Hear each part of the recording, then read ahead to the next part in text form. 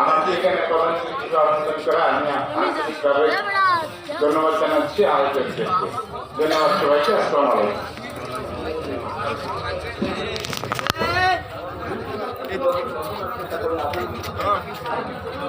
اللهم آمين. ربنا ظلمنا أنفسنا وإن لم تغفر لنا وترحمنا لنكونن من الخاسرين.